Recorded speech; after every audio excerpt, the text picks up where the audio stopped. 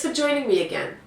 This video is about felony offenses and entering Canada. A lot of times when we review a client's FBI clearance or state clearance, the offenses state that it's felony. However, the sentence that they had to serve for that offense doesn't necessarily match what Canada would have done or handled it.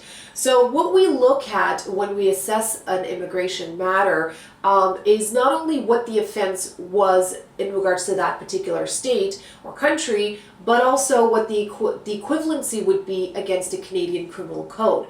When an offense actually says felony offense, and when we do the equation, it could have been a summary offense.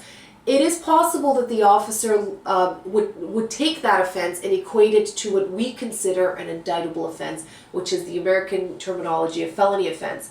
And how the officer looks at it and the equivalency to the Canadian Criminal Code, they consider a few factors.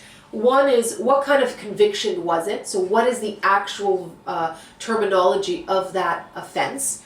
What was the actual charge? So not only what you were charged with, but also what you were convicted with.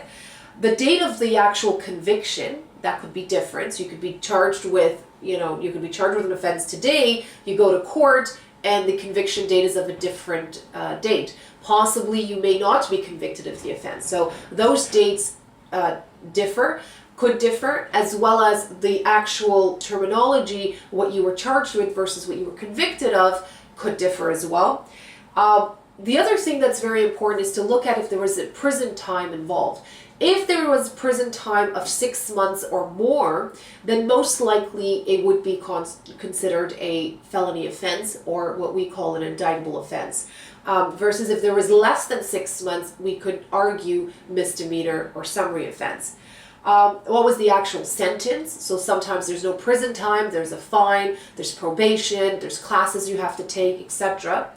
And lastly, what were the events that led to the particular crime? So and this last one is not as important. However, we do like to understand, to explain to the officer what led to the offense, but actually what you were charged with, what you were convicted of, and what you had to serve is what the core of the documents need to be, and then taking that offense and equating it to the Canadian Criminal Code, which could be, a very difficult task, because we look at the charge, the conviction, the sentence, what you had to serve, and taken foreign countries' laws, equated to the Canadian Criminal Code. And the equation is extremely important. If you do it wrong, or possibly if the officer doesn't agree with your equation, then you could be refused entry.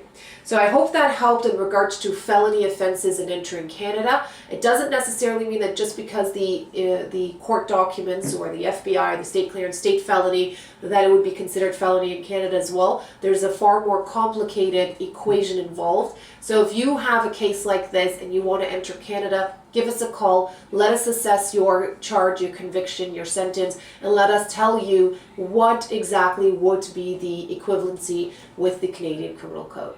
Thank you, and until next time.